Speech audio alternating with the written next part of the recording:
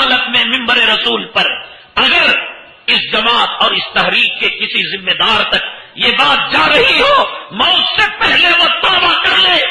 مرکز نظام الدین کے اندر بیٹھے ہوئے یہ عمرا، یہ بڑے بڑے ذمہ دار، میں اللہ رسول کا واسطہ دے کر، کعبے کی حرمت کا واسطہ دے کر کہتا ہوں، موت سے پہلے توبہ کر لے۔ اس تبلیغی جماعت نے اس امت کو جتنا جہاد سے کاٹا اور جتنا بدر سے کاٹا، جتنا جذبہ شہادت سے کاٹا، کوئی اور تحریک کسی اور جماعت نے نہیں کاٹا۔ قادیانیوں نے جو کام کیا اور انگریز کی پیدا کردہ تحریکوں نے جو کام کیا، آج انجانے کے اندر اپنی جماعت کو جہاد کا مرتبہ دے کر، اپنی جماعت کے اندر مرنے والے کو شہید کا مرتبہ دے کر، اور اس میدان کی مٹی جسم میں لگ کر میدان جہاد کا مرتبہ دے کر، رمضان کے اندر جماعت میں نکل کر بدر کا مقام دے کر، میرے اللہ کی عزت و جلالت کی قسم روزے کی حالت میں کہہ رہا ہوں کہ کتے سے بدتر موت یہ لوگ پڑیں گے جو بدر کا مذاق اڑاتے ہیں، اصحاب بدر کا مذاق اڑاتے ہیں، جہاد کا مذاق اڑاتے ہیں۔ میری بات اگر سمجھ میں نہ آئے، حضرت مولانا مفتی محمد شفیع صاحب رحمت اللہ علیہ کی معرف القرآن اٹھائیے گا۔ میں جذبات میں آ کر بول رہا ہوں، میں جماعت کا دشمن ہوں، میں چلے کا دشمن ہوں۔ ایک جگہ اشتہار لگا تھا، رمضان ایسے گزارے۔ ایک امیر جماعت جب اس کو دیکھا تو اس نے کہا کہ رمضان گالیوں کے ساتھ ایسے گزارے۔ کبھی کیبل آپریٹر پر اس کا جملہ نہیں کسا ہوگا، کبھی جبے خانے کے بارے میں اس نے تبصرہ نہیں کیا ہوگا۔ ہماری فکر امت محمدیہ کے اندر جذبہ جہاد بیدار ہو، امت محمدیہ اپنا وہ شہادت کا تاج دوبارہ پہن لے، امت محمدیہ سلطان صلاح الدین ایوبی، ٹیپو کی تاریخ، بدر کی تاریخ کو دوبارہ زندہ کر دے۔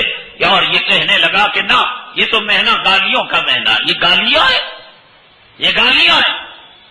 چوتھے پارے میں کنتم خیر امتی، جس کو جماعت والے جیسے ہر جو ہے تحریک کا، کانگریس کا، بی جے پی پارٹی کا، ٹھاکرے کی پارٹی کا، جماعت اسلامی کا ایک سلوگن ہوتا ہے، سلوگن کے طور پر اس آیت کو انہوں نے استعمال کیا، گویا یہ آیت انہی کے بارے میں نازل ہوئی۔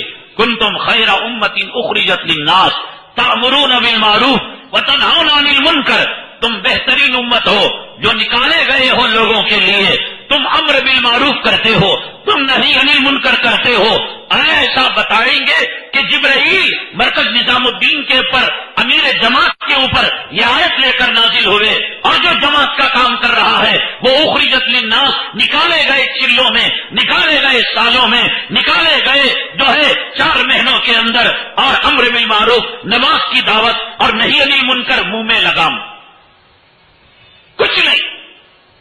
مفتی شفیع صاحب رحمت اللہ علیہ تفسیر معرف القرآن کے اندر اس آیت کی تفسیر کے اندر لکھا ہے، دیکھو یہودیت سے باز آ جاؤ، نصرانیت سے، منافقت سے باز آ جاؤ۔